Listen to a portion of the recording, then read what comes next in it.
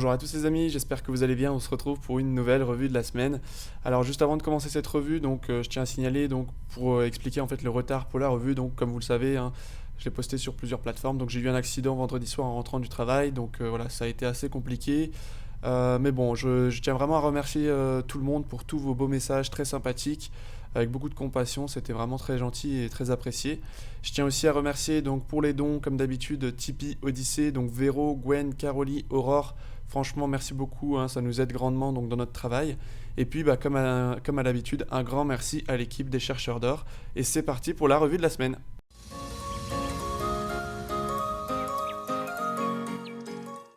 Alors on commence donc avec le Covid, donc comme d'habitude une nouvelle étude donc du docteur Stephen Kay conclut que le SARS-CoV-2 donc provient d'un laboratoire. Donc ça a été publié le 31 janvier sur France Soir. Donc le 29 janvier, dans un article publié, il conclut une analyse bayésienne conclut au-delà d'un doute raisonnable que le SARS-CoV-2 ne soit pas une zoonose naturelle mais plutôt un dérivé de laboratoire. Donc l'article fait 193 pages et il peut être téléchargé à partir de Zenodo. Donc le but de l'analyse est de déterminer donc bien entendu l'origine du SARS-CoV-2. Donc on nous dit la conclusion finale est qu'il y a une probabilité de 99,8% que le SARS-CoV-2 provienne d'un laboratoire et seulement une probabilité de 0,2% qu'il provienne de la nature. Comme beaucoup d'autres, je suis préoccupé par ce qui semble être des conflits d'intérêts importants entre les membres de l'équipe de l'OMS et les scientifiques et les médecins en Chine, et à quel point cela empêchera un examen impartial de l'origine du SARS-CoV-2. Voilà, donc ça c'est quand même des grosses informations qui sortent aujourd'hui. Alors on enchaîne avec un petit passage donc, du professeur Raoult sur Sud Radio avec Berkoff, donc un passage que je vous invite vraiment à regarder. Donc c'est parti. Ce qui me paraît extrêmement frappant et qui est dans le temps de l'analyse, c'est maintenant que ça fait un an, nous pouvons analyser les données sociales qui ont été prises pour tenter de contrôler les maladies. Et là, c'est très bien parce qu'il y a la plus grande star mondiale de l'épidémiologie qui s'appelle Ioannidis, qui vient de sortir un papier qui est à Stanford. Il a 200 de H-factor. Vous ne savez pas ce que c'est, mais c'est quelque chose d'hallucinant, 200 de H-factor. Et donc, c'est le numéro 1 mondial. Et donc, il dit, c'est simple, ça ne sert à rien. Et dans les exemples qu'il a pris, il y a la France. Vous voulez dire, attendez, juste, la décision sociale, ça ne sert à rien. Voilà, tous les contrôles sociaux qui ont été mis en place, aucun n'a fait la preuve de son efficacité. C'est-à-dire, pour être précis, confinement, ça ne fait pas la preuve de l'efficacité, le confinement. Aucunement. Fermeture des restaurants, des bars, etc. Aucune preuve que cette fermeture, aucune preuve. Non. D'accord. Est-ce que, alors, le masque au moins, est-ce que le masque, et ça dépend où, alors, par exemple, ça fait la preuve de son efficacité? À côté de ces données-là, nous avons des vraies données qui sont le degré de contamination qui manque beaucoup dans ce pays, mais toutes les données scientifiques manquent dans ce pays. Ce qui manque beaucoup dans ce pays, c'est quels sont les degrés de contamination. Il y a quelques travaux préliminaires mais que j'ai vu passer, mais qui ne sont pas publiés, mais qu'on a vu dans les autres pays, c'est qui est contaminé. 50% des gens qui sont contaminés en famille. Donc la première, et vous regardez en France, c'est très clair, la première période de confinement est juste avant l'explosion du nombre de cas. Pourquoi ? C'est parce que vous avez mis toutes les familles ensemble avec des gens qui étaient positifs et des gens qui étaient négatifs sans les tester. Je vous rappelle que la France est un des derniers pays à avoir mis en place les tests. Et du coup, vous vous retrouvez avec toute la famille qui est infectée. C'est comme ça qu'on fait pour pouvoir transmettre les maladies. Vous savez, il ne faut pas faire ça. Donc c'est une vraie... on a maintenant la compréhension, bien sûr, que c'est pas en se promenant dans la rue qu'on attrape le Covid, c'est quand on vit dans des groupes rapprochés, bien sûr dans les fêtes, probablement dans les boîtes de nuit et à la maison. Voilà, donc c'est incroyable ce que nous dit le professeur Didier Raoult. Donc tous les contrôles sociaux qui ont été mis en place, confinement, fermeture des bars, restaurants, tout ça, ça n'a servi à rien. Et même, il explique, comme l'expliquait Olivier Véran avant que la maladie n'arrive chez nous, il disait que c'était les confinements qui favorisaient donc la propagation du virus. Et là, ce que nous dit Didier Raoult, c'est la même chose, c'est que lorsqu'on a eu le confinement au mois de mars, on a mis donc des gens ensemble, donc dans la même famille, des gens qui étaient positifs, qui étaient négatifs, on n'en savait rien puisqu'on n'avait pas de test à l'époque, on les a mis ensemble, ça a favorisé en fait la propagation du virus. Voilà, donc c'est encore une confirmation. Bravo au professeur Didier Raoult et surtout à André Berkoff de l'inviter. Allez, on continue donc avec un petit rapport concernant l'argent et puis le lien avec le Covid. Donc des millionnaires qui ont fait donc 3,9 trillions donc de dollars pendant la pandémie. Donc assez pour payer donc à chacun un vaccin, bon, on s'en fout un petit peu. Et puis à côté, regardez, donc les travailleurs qui ont perdu 3,7 trillions, voilà, durant la pandémie. Donc surtout donc les femmes, donc qui ont perdu le plus. Donc c'est quand même incroyable, hein, cette pandémie. Hein, bon, on va pas tomber dans le complotisme, mais cette pandémie favorise les ultra riches et est en train d'appauvrir les pauvres. Voilà, donc est-ce que c'était encore une fois un hasard que tout ça arrive? Ça, c'est la question. Donc le vaccin contre la Covid-19 de Pfizer et BioNTech, nous dit-on, serait efficace contre les variants britanniques et sud-africains. Des tests in vitro n'ont pas montré la nécessité d'un nouveau vaccin pour faire face aux variants émergents.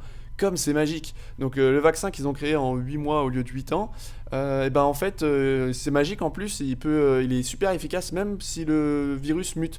Voilà, donc je sais pas si on nous prend pour des cons encore, mais il y a moyen. Alors, la recherche donc des origines de la Covid-19 débute aujourd'hui. L'équipe de l'ONU dépêchée à Wuhan est sortie d'une quatorzaine. Bon là, franchement, moi j'attends rien de ces recherches-là, puisque c'est toujours donc des équipes qui ont des liens d'intérêt et qui sont là juste pour dire qu'ils n'ont pas trouvé d'origine. Hein.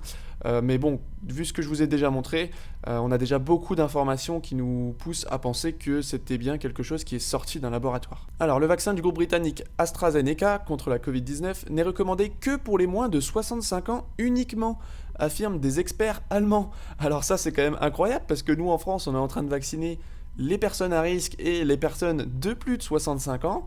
Or, on est en train de constater qu'en fin de compte, notamment à cause des morts et des effets secondaires dont je vous ai déjà parlé dans les précédentes vidéos, que en fait, c'est pas du tout efficace pour les personnes très âgées, c'est même dangereux pour elles. Et donc là, on est en train de revenir en arrière, de dire en fait, faut pas vacciner les plus de 65 ans. Donc là, ils le recommandent que pour ceux qui sont à moins de 65 ans. C'est quand même incroyable. Alors on a Bill Gates qui continue avec ses boules de cristal, hein, donc le monde n'est pas préparé pour la prochaine pandémie qui pourrait être 10 fois pire, voilà, donc là c'est toujours des personnes avec des boules de cristal qui viennent nous noircir notre avenir, hein, et nous préparer au pire.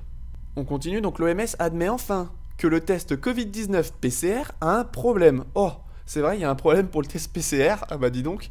Donc les nouvelles directives de l'OMS qui incluent des seuils de PCR inférieurs.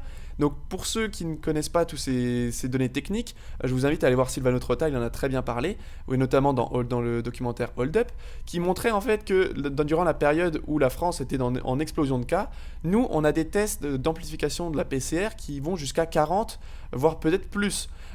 Alors qu'il est recommandé généralement d'aller jusqu'à 20 parce qu'au-dessus, en fait, on va détecter n'importe quoi, on va détecter des traces infinitésimales, donc en fait, de n'importe quel virus, d'une ancienne grippe, de n'importe quoi. Donc en fait, plus on est sensible, plus on monte dans ces seuils de PCR. Donc là, ils sont en train de nous dire, en fait, il y a un problème avec les tests PCR, on est trop sensible, faut baisser.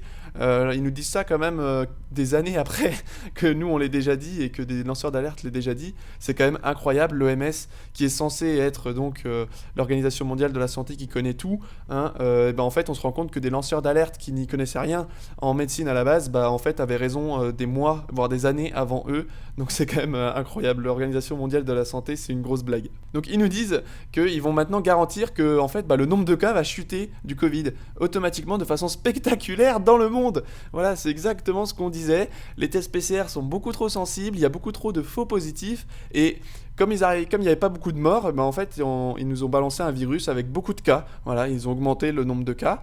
Et donc là, ils sont en train de nous dire que vu qu'ils vont revoir en fait le seuil de la PCR, les seuils d'amplification de la PCR, ils vont les rebaisser. Eh bien nous, ils vont nous dire que maintenant, donc le nombre de cas de Covid va baisser. Voilà, c'est extraordinaire, c'est magique. Alors, y aurait-il un petit lien avec l'élection américaine, comme quoi Trump est sorti, maintenant c'est Biden? Est-ce qu'on se serait pas pour dire « Oh, Biden, il a pris des bonnes mesures, ça s'est affaibli avec lui ?» Franchement, il y a de quoi se poser des questions, sachant que ça arrive juste après, franchement, donc les élections. Je vous invite à regarder donc la date de l'article, hein, 21 janvier 2021. Voilà, 21 janvier 2021, sachant que Biden a été officiellement assermenté le 20 janvier. Alors, donc on a le vaccin anti-Covid. Donc la Suède qui suspend le paiement de ses commandes à Pfizer. Voilà une bonne nouvelle, ça c'est vraiment bien de la Suède. On voit que les pays nordiques sont quand même beaucoup plus en avance que nous, hein. Les confinements, les fermetures de bars, de restaurants, tout ça, ils connaissent pas. Ils font bien attention aussi au vaccin. Dès qu'ils voient qu'il y a des morts du vaccin, ils font des enquêtes indépendantes indépendante, ils voient qu'il y a bien un lien entre les deux, parce que nous en France, on est toujours en train d'avoir des morts du vaccin, mais on ne dit pas du tout qu'il y a de lien entre les deux, hein, on dit qu'on n'en sait rien s'il y a un lien entre les deux.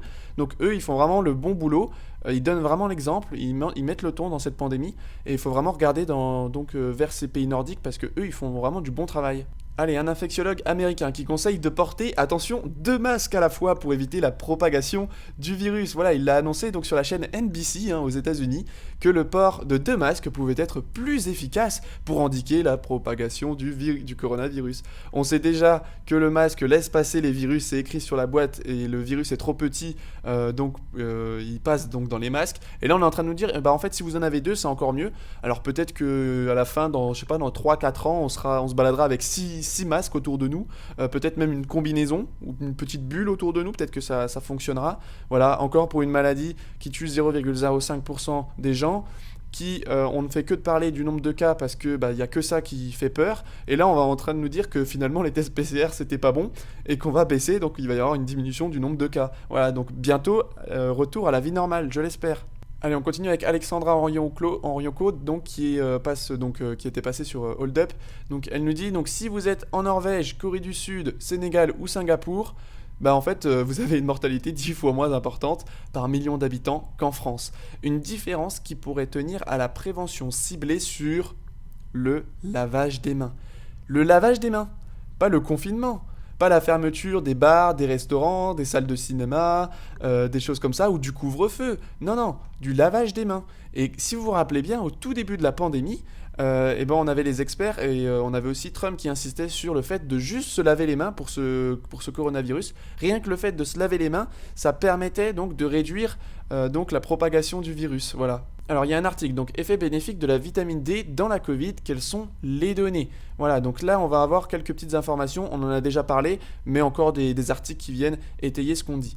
Donc on nous dit la carence en vitamine D peuvent affecter le système immunitaire. En effet, la vitamine D stimule d'une part l'expression et la sécrétion des peptides antimicrobiens par les monocytes macrophages, ceux qui participent aux défenses des muqueuses, mais aussi la synthèse de cytokines, donc anti-inflammatoires, tout en inhibant la synthèse de cytokines pro-inflammatoires. Plusieurs études observationnelles ont rapporté une association entre les concentrations circulantes basses et le risque d'infection respiratoire aiguë, dont la grippe. Concernant le Covid, les premiers rapports montrent que la concentration circulaire de 25D est plus basse chez les adultes infectés que chez les autres. On notera également que les principaux facteurs de risque de carence en vitamine D sont très semblables aux facteurs de risque de forme grave de Covid-19. Donc on nous dit que ceux qui ont une faible dose de vitamine D dans leur corps, en fait, sont plus susceptibles d'évoluer vers une forme grave. On en revient toujours aux mêmes choses, c'est-à-dire que si le gouvernement voulait vraiment notre bien, en fait, il avait qu'une chose à faire, même si c'était un virus soi-disant qu'on ne connaissait pas, il aurait tout simplement pu dire à la population, on va y aller en mode préventif, parce qu'il y a toujours... alors on doit faire des attestations, si on ne fait pas les attestations, on a le côté sanction avec l'amende, etc. Par contre, on n'a pas du tout le préventif. Et le préventif, ça passe par ça. Ça passe par, en fait, on sait qu'en France, on a des gens qui sont en carence de vitamine D. Et ce qu'on va faire, c'est qu'on va demander à tout le monde d'aller acheter de la vitamine D, d'acheter du zinc, de se rebooster donc le système immunitaire. Ça peut pas faire de mal de juste de se rebooster le système immunitaire. En plus, les études sont là pour nous dire que si on a un système immunitaire plus fort, on aura moins de cas graves en fait du Covid. Donc franchement, si le gouvernement était là pour notre bien, il nous aurait juste demandé de prendre de la vitamine D, de bien se laver les mains, de prendre aussi d'autres choses comme le zinc pour rebooster notre système immunitaire. Allez, je vous laisse avec Jean-Sébastien Ferreux, donc qui nous dit qui parle un petit peu des EHPAD et du fait qu'on n'a pas traité dans les EHPAD. C'est hypocrite de le présenter comme ça malgré tout, ça ne correspond pas à ce qu'on a fait en France. Si nous avions fait un choix humaniste, comme ce que disait le président de la République, nous aurions traité les gens dans les EHPAD différemment, parce que la manière dont on a traité les personnes âgées et dont on continue assez largement à les traiter aujourd'hui n'a absolument rien d'humaniste. Ça a été un grand moment de peur de la société française, pas un grand moment de... Et voilà, c'est bien ce qu'il nous dit, c'est un crime contre l'humanité, ce qui se passe depuis des mois dans les EHPAD et ce qui continue de se passer encore à l'heure actuelle. Donc, sans même parler de l'autorisation d'injecter du Ritrovil signé par Édouard Philippe et Olivier Véran. Voilà, c'est ce que nous dit Sylvano. Alors, on a Merck qui abandonne les vaccins Covid. Donc, ils nous disent qu'il est plus efficace d'attraper le virus et de le récupérer. Donc les injections en fait ont généré une réponse du système immunitaire inférieure par rapport à une infection naturelle. Voilà, donc en gros, ils nous disent que il n'y a pas besoin de vaccin pour ce coronavirus, il suffit juste de laisser le système immunitaire faire. On continue avec cette petite vidéo donc des grandes gueules sur RMC. Parce que du coup, on est trimballé, on n'a pas de visibilité. Moi, personnellement, j'arrive à me dire que j'en ai rien à foutre du Covid.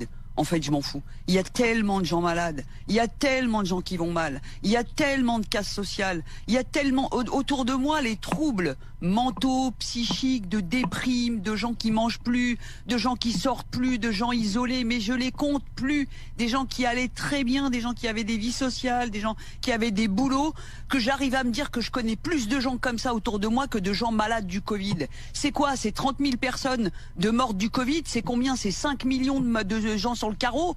C'est combien de jeunes sur le carreau? Donc va falloir trancher. Voilà, elle résume vraiment très très bien, c'est un gros coup de gueule et elle a très bien raison de le faire.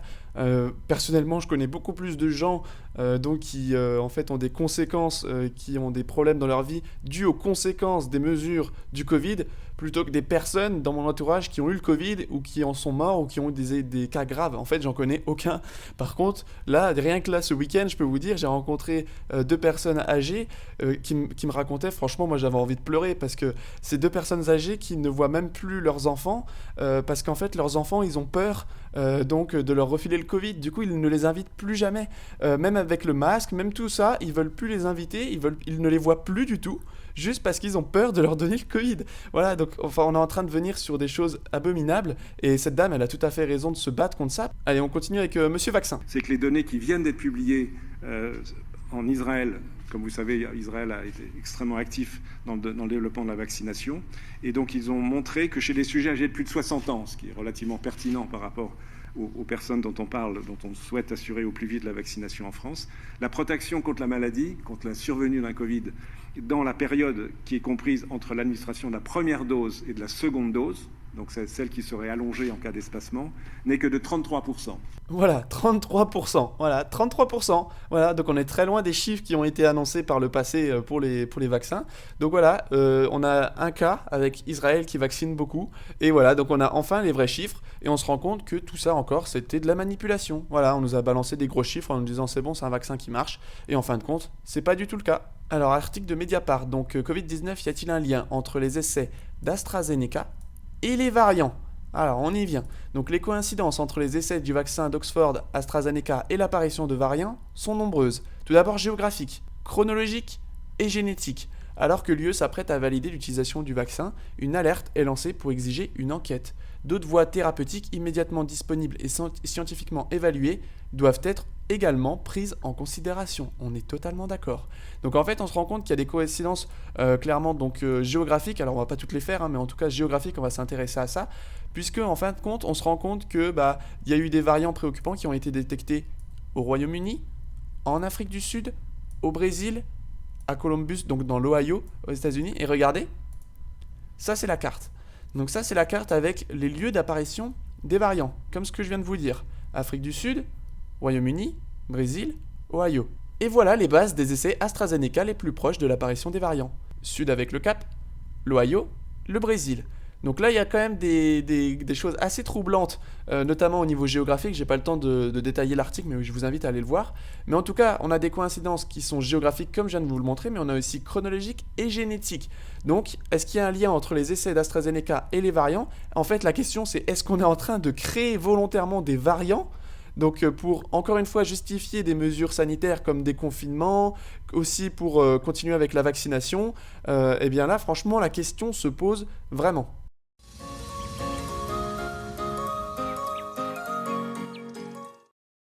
Alors Florian Philippot qui nous dit une récession historique de moins 0,3% signifie explosion du chômage, des faillites, de la pauvreté, des dépressions, des naissances en moins, de la mortalité en plus. Un gouvernement sérieux et bien intentionné ferait ce bilan global et changerait de stratégie. Voilà, donc c'est vrai que depuis le début, ils ne changent pas de stratégie.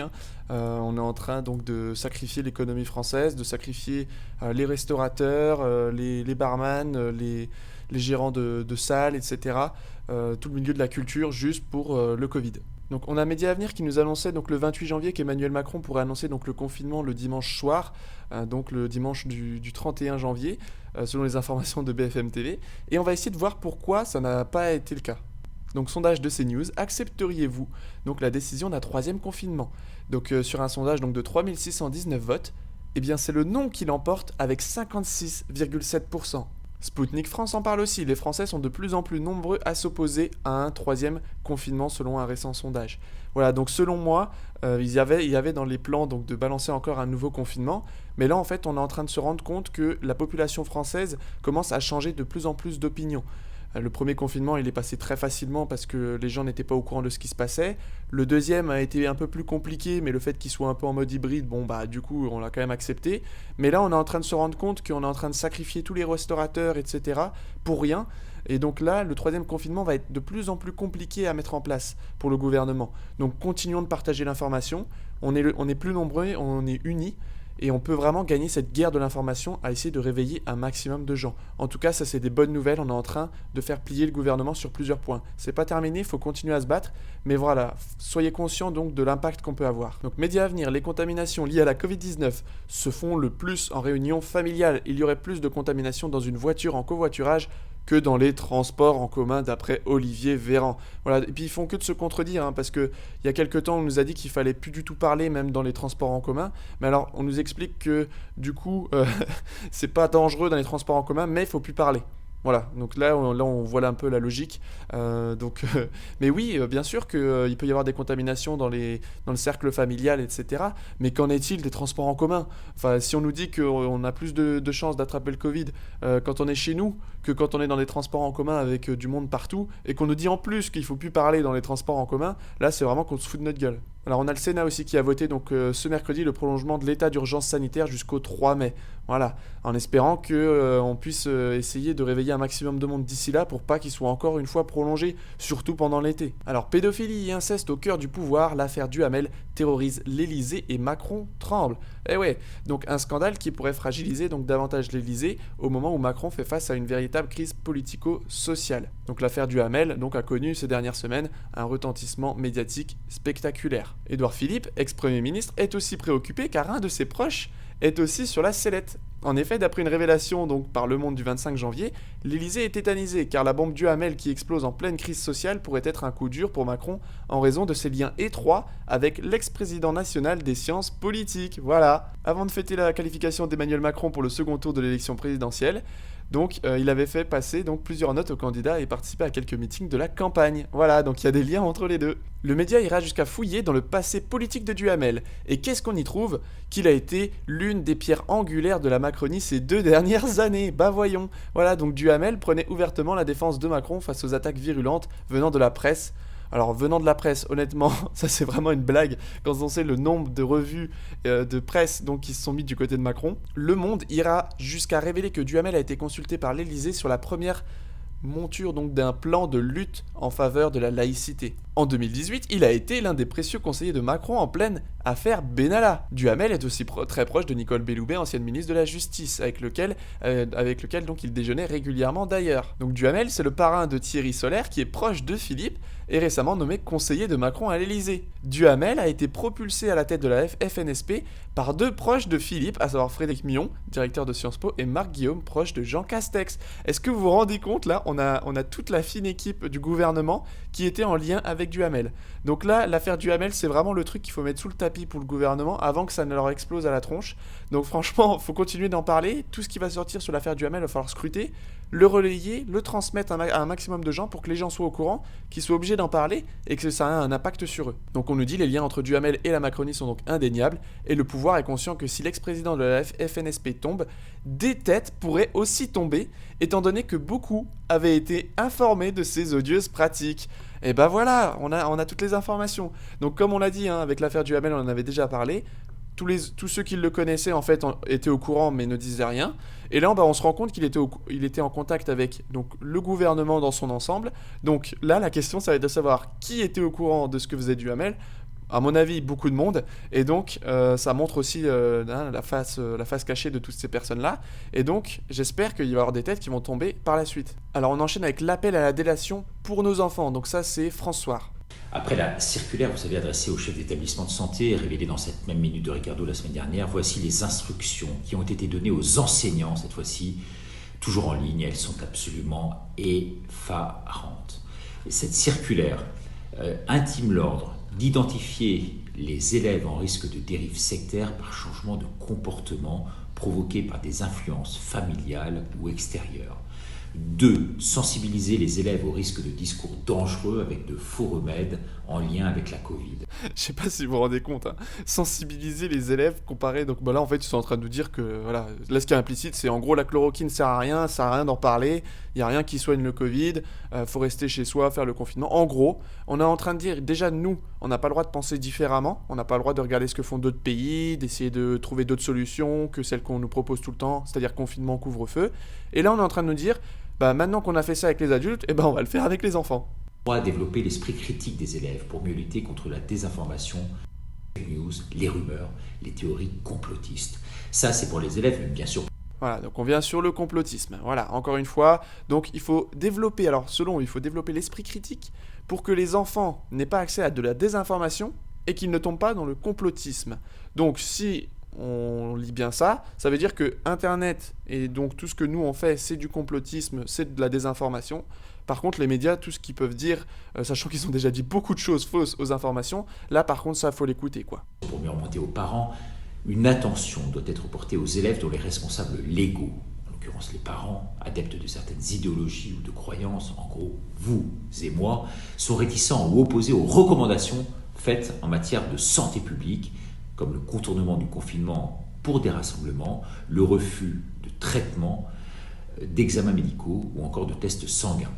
Enfin, cette circulaire stipule que ces tests complotistes participent à une perte de contrôle des opinions publiques. Perte de contrôle, ils ne savent pas si bien dire. Vous vous rendez compte ? Une perte de contrôle de l'opinion publique. À tous ceux encore qui pensent qu'on est des complotistes, etc., ils sont en train de nous dire que là, les personnes qui s'informent autrement ne sont plus du tout sous le contrôle du gouvernement et des médias. Et c'est bien ça qui leur fait peur, parce que plus de gens éteignent leur télé, plus de gens font leurs propres recherches, plus de gens vont chercher ailleurs les informations, en fait, plus tout leur narratif se déconstruit. Parce que quand on regarde ce qui se passe dans les autres pays, quand on voit les effets du confinement, du couvre-feu, on se rend compte que tout ça, c'est de la mascarade. Et du coup, tout ça s'écroule si trop de gens sont au courant. Donc c'est vraiment contre ça qu'ils veulent lutter. Et c'est pour ça qu'on arrive à des lois totalement abjectes et de plus en plus hard, parce qu'ils sont en train de perdre le contrôle. C'est un bon signe tout ça, c'est vraiment un bon signe. C'est qu'on est en train de changer le cours des choses. Alors, que préconise-t-elle pour les élèves ? Écoutez l'émission de France Inter intitulée non pas La voix de son maître, même si ça pourrait être le titre, mais Rumeurs et fausses informations au temps du Covid. Une émission qui peut faire l'objet d'une écoute, non seulement par les élèves, mais suivie également d'un débat ou d'une demande de synthèse. Voilà, donc là en fait il faut les mettre après devant France Inter, comme ça c'est bon, ils comprendront tout ce qui se passe. Donc c'est France Inter qui est détenteur de la vérité en France apparemment. Donc si vous avez un doute sur les actualités ou que vous tombez dans le complotisme, allez sur France Inter, vous allez tout de suite retomber sur vos pattes, ça ira un petit peu mieux. Alors vraiment on est dans de sales draps aujourd'hui. Comment percevez-vous tout cela, tout ce qui touche directement nous, mais également et surtout, je dirais, nos enfants? Merci donc de réagir nombreux à ce poste. Allez, la nouvelle loi Dupond-Moretti compte entraver la lutte anti-corruption. C'est pas beau ça. Donc ça, c'est des gens qui... Donc lui, c'est le ministre bon soldat du gouvernement. Alors, c'est eux qui sont censés s'occuper de la corruption. Et eux, ils sont en train de passer des lois pour...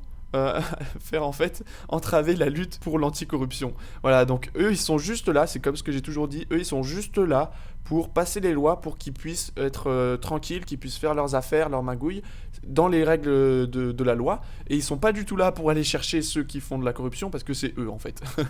Donc l'une des mesures envisagées suscite de grandes craintes donc dans le monde judiciaire, le legal privilege, donc qui serait associé à la création d'un avocat en entreprise, une mesure qui empêcherait les enquêteurs de saisir d'importants documents dans les enquêtes sur les grandes sociétés.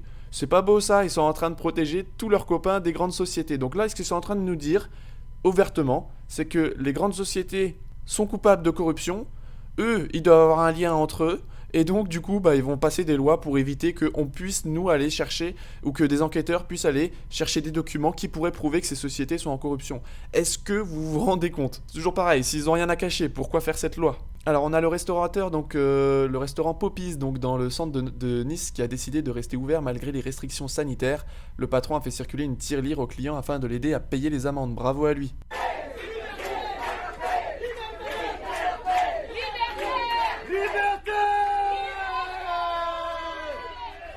Voilà, liberté, liberté, bravo.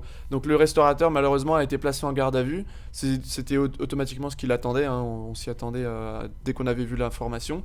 Mais en tout cas, bravo à lui d'avoir eu le courage de le faire. Et c'est surtout qu'il faut toujours qu'il y en ait un qui le fasse pour donner ensuite donc l'envie aux autres de le faire et la motivation aux autres de le faire et le courage de le faire. Donc franchement, bravo à lui et en espérant que ce mouvement prenne de l'ampleur comme en Italie. Est-ce que vous sentez la révolte qui est en ce moment en train de gronder en France ?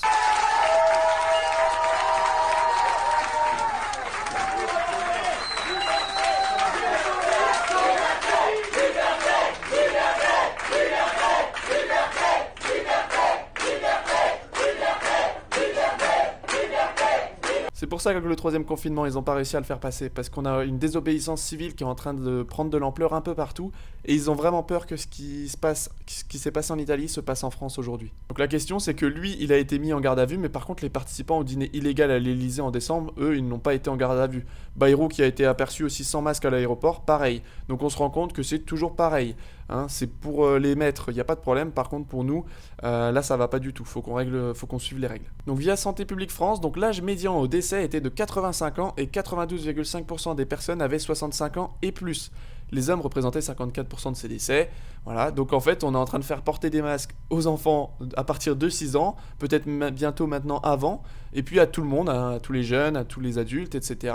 Alors que donc on a juste des personnes donc, qui sont âgées et qui ont des comorbidités qui meurent du Covid. Alors on a eu un déploiement de la 5G donc à Ingersheim donc en Alsace et il y a eu un arrêté municipal qui s'y est opposé. Donc ça c'est une belle nouvelle. Donc la maire d'Ingersheim donc a pris un arrêté suspendant le déploiement de la 5G sur sa commune en attendant le rapport de l'ANSES donc l'Agence nationale de sécurité sanitaire sur les effets de cette technologie.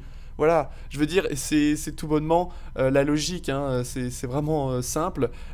Plutôt que de se lancer dans de la 5G dont on ne connaît pas les effets, bah, elle attend juste qu'il y ait un rapport sur les effets de cette technologie. Voilà, bah, c'est ce qui devrait être fait à l'ampleur donc de la France et puis aussi à l'ampleur mondiale. Alors, enquête pour viol, Gérald Darmanin donc, a déclaré au juge que la plaignante était insistante. Or, les échanges de SMS montrent l'inverse. Dans 40 SMS, il la sollicite pour la voir, lui parler, alors qu'elle explique ne pas vouloir le voir. Donc c'est Mediapart qui a fait un article là-dessus et qui met en fait toutes les contradictions avec donc ce que nous dit Darmanin. Voilà, donc on a vraiment une belle clique. Et tous ceux qui se rendent pas compte que toute cette clique-là, c'est des gens corrompus et qui font des choses atroces, bah on est en train de progressivement s'en rendre compte.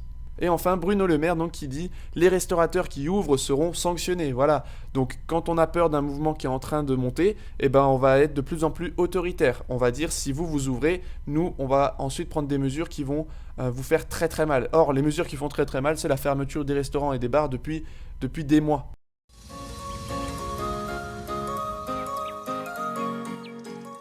Allez, on passe à l'actualité en Europe et dans le monde.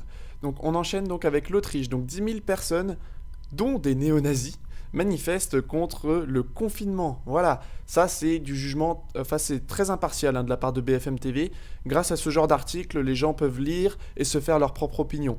Le don des néo-nazis, bien sûr, ça faut l'intégrer, sinon les gens ne vont pas comprendre que c'est des gens très mauvais qui sont contre le confinement. Alors ce qui est marrant, c'est qu'on nous a expliqué que quand les Allemands sont sortis dans la rue, c'était des néo-nazis. Quand les Autrichiens sortent dans la rue, c'est des néo-nazis aussi. Bon, on se rend compte qu'en fait, tous ceux qui ne suivent pas donc les restrictions qui sont imposées pour le Covid, en fait, ce sont tous des néo-nazis. Voilà, donc au cas où vous vous demanderiez ce que vous devriez penser, mais en fait, la réponse est dans l'énoncé. Bravo à BFM TV. En Autriche, donc, à Vienne, une brigade de police enlève son casque et marche aux côtés des citoyens contre le confinement et la dictature sanitaire. Ça, c'est beau, vous voyez, casque à la main. Voilà, est-ce que là aussi, ce sont donc une brigade de police, est-ce que cette brigade de police, elle est néo-nazie, du coup ? Et Vienne, donc, qui a réveillé Berlin. Des milliers de Berlinois affrontent spontanément Merkel dans les rues contre le corona en solidarité avec Vienne. Ça, c'est magnifique. Je veux dire, c'est des superbes images. C'est les peuples qui sont en train de s'éveiller un peu partout sur la planète. On se rend compte qu'il y a un peuple qui est en train de bouger. Ça donne envie à l'autre de bouger aussi en solidarité. Et là, ils sont en train de complètement perdre le contrôle sur la population. C'est fantastique ce qu'on est en train de voir. Alors, Microsoft licencie des journalistes pour les remplacer par des robots. Non, vous ne rêvez pas. Donc ça date du 6 janvier. Donc une intelligence artificielle peut-elle faire aussi bon que le travail donc d'un journaliste? Bah en fin de compte, vu les journalistes qu'on a actuellement, je pense que oui. Ils sont capables de faire mieux, mais je pense qu'ils vont surtout être capables de faire pire. Voilà, donc tous ceux qui avaient un esprit critique, bah du coup il y aura plus d'esprit critique. Hein, on donnera, là, en fait, l'intelligence artificielle va juste retransmettre donc les informations du gouvernement sans jamais la contester. Donc ça va être assez sympa pour se faire sa propre opinion en tout cas. Donc des équipes éditoriales américaines et britanniques de ces portails d'actualité, soit près de 80 journalistes, viennent d'apprendre leur licenciement, rapporte Business Insider et Le Guardian. Elles seront remplacées par des algorithmes. Mais bien sûr, cette décision n'est pas liée à la pandémie de la Covid-19. Bah non. En tout cas, je sais pas si vous vous rendez compte dans quel monde eux, ils veulent vraiment qu'on vive. En tout cas, moi, j'ai pas du tout envie de vivre dans ce monde-là. On continue avec des manifestations donc, qui ont continué au Danemark avec une marche aux torches contre les mesures donc Covid-19. Vous avez vu le monde qu'il y a, hein, qui prolonge leur confinement pendant encore 3 semaines. Voilà, encore un pays qui se bat contre les restrictions sanitaires. Je sais pas si vous vous rendez compte, hein, au premier confinement, personne donc se levait contre tout ça. On est à l'abord donc du 3e confinement en France et on se rend compte que partout on est en train de se réveiller, les gens sont en train de se réveiller. On leur a dit le masque c'est pour quelques semaines, c'est pas du tout pour quelques semaines, c'est plutôt pour des années. On vous a dit le confinement, le couvre-feu c'est exceptionnel, mais pas du tout, on est en train d'enchaîner. Donc voilà, les gens sont en train de se réveiller, c'est magnifique. Alors je voulais vous passer ça, donc c'est un journaliste franco-libanais qui interpelle le ministre des Affaires étrangères sur donc les ventes des armes aux pays en dictature. Ce sont les munitions françaises qui ont été tirées sur le peuple libanais. Honte à la France d'armer la dictature qui tire sur le peuple libanais souverain. Monsieur Le Drian, l'argent que vous allez envoyer va être détourné. Les millions de Macron ne serviront qu'à la corruption. Voilà, donc on n'a pas vu d'article ou de reportage BFM là-dessus pour s'intéresser à ce que nous dit donc ce journaliste franco-libanais. On le sait hein, que la France vend des armes à des pays donc au Moyen-Orient. Et là, en fait, on a un journaliste qui est en train de nous dire que tout ça, c'est encore de la corruption, de la magouille, et puis c'est surtout les peuples qui en payent le prix. La municipalité de Tripoli a été incendiée par des manifestants, donc des émeutes ont lieu dans tout le Liban contre les mesures sanitaires. Alors j'appelle pas du tout à la violence bien entendu, hein, mais je soutiens juste les manifestations qu'il y a dans les différents pays contre les mesures sanitaires, et là en particulier le Liban. Alors, média à venir, le test de dépistage anal contre la Covid-19 est devenu obligatoire pour tous les voyageurs arrivant sur le territoire chinois. Alors moi, cette information, je la prends vraiment comme un acte de soumission supplémentaire. On a déjà eu beaucoup d'actes de soumission, hein, se soumettre chez soi donc avec le confinement, ensuite de faire un papier pour dire j'ai le droit de sortir de chez moi, et puis ensuite donc le test de dépistage avec le PCR, et désormais ça va être anal. Voilà, donc est-ce qu'on se rend compte du monde dans lequel ces gens veulent nous faire vivre en fait? Donc avec 2 millions d'utilisateurs supplémentaires et autour de 40 millions d'utilisateurs dans le monde, Signal est devenu la première application téléchargée dans 70 pays. Ça c'est magnifique, on se rend compte que Signal, Telegram, VK sont en train vraiment de remplacer progressivement les plateformes de censure, et on se rend compte que c'est plutôt des plateformes russes, hein. VK, Telegram c'est des plateformes russes, Signal je sais pas, en tout cas je sais que Telegram et VK c'est russe, donc russe, quand on nous parle de Poutine, de la Russie, on nous parle d'une dictature, actuellement c'est les seuls réseaux sociaux qui nous permettent de nous exprimer, donc franchement c'est vraiment une inversion des valeurs. Allez, Israël, coronavirus, 37% de ceux qui ont reçu la seconde injection souffrent d'effets secondaires. Bah voyons, on en a vraiment beaucoup parlé de ce qui s'est passé donc, en Israël. Donc 32% ont déclaré ressentir une douleur localisée qui limitait leur mouvement, tandis que 11% ont rapporté un léger gonflement, 5% une rougeur localisée et 1,5% une paralysie dans le bras vacciné. Voilà, bon on a vu, je vais pas revenir sur tous les effets secondaires, on en a vu beaucoup depuis des semaines maintenant. Alors confiner ne sert à rien, voilà, là on se rend compte qu'en fait on a une diminution drastique du nombre de cas en Suède. Pourtant, est-ce qu'il y a un confinement? Est-ce qu'il y a les bars et est-ce qu'il y a les restaurants fermés? Eh ben non. Donc là, on se rend compte qu'au 24 janvier, c'est kiff-kiff entre la Suède et la France. Pourtant, on parle toujours en millions de morts, hein, pour 1 million de morts pour les deux. Eh bien, on se rend compte que c'est kiff-kiff, alors qu'il y en a un, et on est à la limite d'un confinement, on a les bars, les restaurants fermés, on a un couvre-feu, et puis on a un autre pays où ça se passe plutôt tranquillement, il y a beaucoup de liberté, et les gens peuvent circuler. Alors, coup de tonnerre en Belgique, les poursuites pour non-port du masque déclarées inconstitutionnelles par le tribunal de police de Bruxelles. Ça, c'est vraiment une bonne nouvelle. Donc, le 12 janvier dernier, donc, un juge a acquitté un homme cité devant l'instance pour ne pas avoir porté le masque donc, dans l'espace public en août dernier. La raison, la mesure est jugée inconstitutionnelle, ni plus ni moins. Voilà, encore une fois, c'est des petits pas, on enchaîne avec des petits pas, et bientôt, on va en finir avec toute cette mascarade. Alors Flash, le président donc interdit aux enfants de 10 à 14 ans de sortir et les incite plutôt à regarder la télévision afin de lutter contre la propagation de la Covid-19. Voilà, ça c'est en République tchèque. Voilà, magnifique. Regardez la télé, restez devant votre télé. Voilà, ça c'est le monde dans lequel ils veulent. Surtout pas vous amuser dehors, surtout pas vous informer autrement qu'avec la télé, parce qu'on est toujours avec ça. Franchement, quand on sait aussi tout ce qui se passe à la télé, que ce soit les informations, les images choquantes qu'on peut voir dans les clips, franchement, c'est dire à des enfants de 10 à 14 ans de ne pas sortir et de regarder la télévision, franchement, ça en dit long sur les plans de ces personnes-là. Alors les Pays-Bas sous tension après l'instauration du couvre-feu, encore un pays qui bouge beaucoup. Il y a eu de grosses manifestations donc, qui ont éclaté donc, après l'instauration du couvre-feu aux Pays-Bas. Eux, leur couvre-feu, il est de 21h à 4h30. Je dis ça au passage, parce que nous, on est à 18h. Et on termine donc avec de gros affrontements qui ont eu lieu à New Delhi entre les agriculteurs et les policiers. Donc il y a les agriculteurs qui se battent depuis des semaines maintenant pour leur profession parce qu'ils veulent encore s'attaquer donc aux agriculteurs en Inde. Donc des policiers ont été coincés au bord d'un rempart obligés de sauter pour pouvoir s'échapper. Voilà, donc c'est des images assez choquantes. En tout cas, les agriculteurs en Inde se battent vraiment pour leurs droits en fait.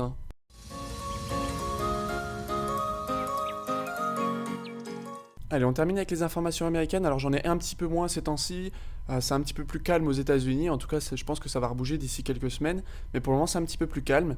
Alors donc on a Facebook donc, qui est à l'origine de 94% des signalements d'images d'abus d'enfants par des entreprises technologiques américaines l'année dernière. Donc ça en dit long encore sur la face cachée un peu de ces plateformes qui permettent encore pas mal de choses, notamment tout ce qui concerne les abus d'enfants et des images qui circulent là-dessus. Alors 21 jeunes hommes accusent le cofondateur du Lincoln Project, donc qui sont anti-Trump, John Weaver, de leur avoir envoyé des messages inappropriés offrant des conseils de carrière politique en échange de relations sexuelles, dont un qui n'avait que 14 ans. Allez, Black Lives Matter, donc le mouvement Black Lives Matter, nominé, pourquoi ? Pour le prix Nobel de la paix. Voilà, donc si vous rasez des quartiers aux États-Unis entiers, que vous brûlez tout, que vous saccagez tout, et vous êtes nominé pour le prix Nobel de la paix. Voilà, c'est pareil, Obama qui a lancé énormément de bombes, il a eu le prix Nobel de la paix. Trump qui n'a fait aucune guerre durant ses 4 ans, lui n'a pas eu le prix Nobel de la paix. Donc on se rend compte que le prix Nobel de la paix, c'est vraiment l'inversion encore une fois. C'est celui qui fait le plus de conneries, le plus de guerres, et vous avez le prix Nobel de la paix. Alors le conseiller santé de la Maison Blanche, Anthony Fauci, a suggéré, qu'est-ce qu'il a suggéré ? De porter 2 masques l'un sur l'autre, voilà, pour une plus grande efficacité. Voilà, c'est magique, ça marche mieux avec deux masques apparemment pour Anthony Fauci. Donc plusieurs personnalités ont déjà adopté cette méthode aux États-Unis, dont Joe Biden. Bah oui, bien entendu. Allez, je vous laisse avec cette petite vidéo intéressante de quelqu'un qui demande qui remercie le président Trump, et regardez sa réponse. Mr. President, thank you for your service, sir. Thank you very much. Thank you. We haven't finished yet. Good. We haven't finished it. Voilà, donc il nous dit, il y a quelqu'un qui lui dit merci pour votre service, et Donald Trump qui dit merci, et il dit nous n'avons encore pas terminé. Voilà, donc ça c'est un beau petit message pour nous faire un petit peu patienter. Alors pendant ce temps, en Floride, comme dans tous les États républicains ou presque, c'est la preuve que c'est une plandémie, et voilà, pas une pandémie. Voilà, donc ça c'est en Floride, quand on vous dit que c'est ouvert, c'est vraiment ouvert, quoi. Tout le monde se balade comme ça, il y a énormément de monde, il n'y a pas de masque, il n'y a pas de confinement, voilà, il n'y a pas de choses comme ça, les restaurants, les bars sont ouverts, la vie se propage comme ça. On a vu aussi qu'au Brésil, là où il y a eu le nouveau variant, c'est pareil, ils sont comme ça. Et nous par contre en Europe, du coup confinement, couvre-feu, on n'a pas le droit d'ouvrir les bars, etc. Alors, une info de Dreuze, donc un général israélien avertit qu'Israël pourrait frapper l'Iran si Biden va de l'avant et rejoint l'accord nucléaire iranien. Voilà, donc on nous avait pas dit que c'était Trump qui était censé être une menace à la paix mondiale. Donc lui, en 4 ans, zéro guerre. Biden, lui, crée déjà des tensions en seulement quelques jours. Alors, affaire Epstein, donc des Échos. Le milliardaire Léon Black, donc, se retire du fonds Apollo. S'il n'a trouvé aucune preuve de participation aux activités criminelles de Jeffrey Epstein, pour le moment on va dire, un cabinet indépendant a révélé d'importants liens financiers entre le directeur général d'Apollo, Léon Black, et le milliardaire prédateur sexuel qui s'est suicidé en prison en 2019. Léon Blake sera remplacé par Mark Rowan. Voilà, donc encore une fois, il y a des liens entre toutes ces personnalités influentes, que ce soit des liens avec des activités criminelles ou bien des liens financiers. En tout cas, que certaines personnes fassent des actes immondes, ça ne pose pas de problème, hein, on continue de faire des affaires avec eux. Alors le frère d'un des émeutiers du Capitole avait dirigé le service de sécurité de qui ? Michelle Obama ? Ah bah dis donc, le monde est petit quand même, hein. Donc comme l'indique CNN, parmi les personnes impliquées dans l'assaut du Capitole figure le frère de Preston Fairlamb, donc lequel avait dirigé à l'époque le service de sécurité de Michelle Obama. L'avocat du prévenu donc écarte tout lien. Ah bah non, voilà, là c'est pareil, hein, c'est comme le vaccin, hein. Dès qu'on commence à apercevoir un lien, on nous dit attendez, pas si vite, non en fait il n'y a pas de lien, vous voyez mal. Donc voilà, apparemment il n'y a pas de lien, hein. C'est pas grave si c'est des proches d'Obama donc qui auraient orchestré en fait ce qui s'est passé au Capitole. Donc on a Trump qui a aussi ouvert un bureau en Floride pour faire avancer le projet de son ancienne administration. Le bureau sera en charge de ses déclarations publiques, apparitions et activités officielles pour faire avancer les intérêts des États-Unis. Donc ça a rendu fou les démocrates parce qu'ils s'y attendaient pas du tout en fait, hein. Alors on a Charles Flynn, donc frère de l'ancien conseiller à la sécurité nationale Michael Flynn, donc il a été engagé pour diriger l'US Army du Pacifique. Voilà, donc c'est le frère donc du général Flynn, hein, dont on suit vraiment les publications. Et enfin, donc expert, donc les actions donc de Biden donc contre le pétrole américain, vous voyez qu'ils le traduisent bien, hein, c'est bien bidon, hein. Je devrais dire bidon aussi, contre le pétrole américain, la production d'énergie gazeuse pourrait tuer jusqu'à 1 million d'emplois. Voilà, donc avec Trump c'était le retour de l'emploi, on avait un taux de chômage qui était historiquement bas, hein, l'économie se portait très bien, et là avec Biden, il va tout tuer, hein, il va tout détruire concernant l'économie américaine. Voilà, donc c'est terminé pour cette revue de la semaine, j'espère qu'elle vous a plu, et puis je remercie encore une fois, hein, tous ceux qui m'ont envoyé des beaux messages pour l'accident qui m'est arrivé. On se donne rendez-vous pour une prochaine vidéo. Allez, bye, ciao.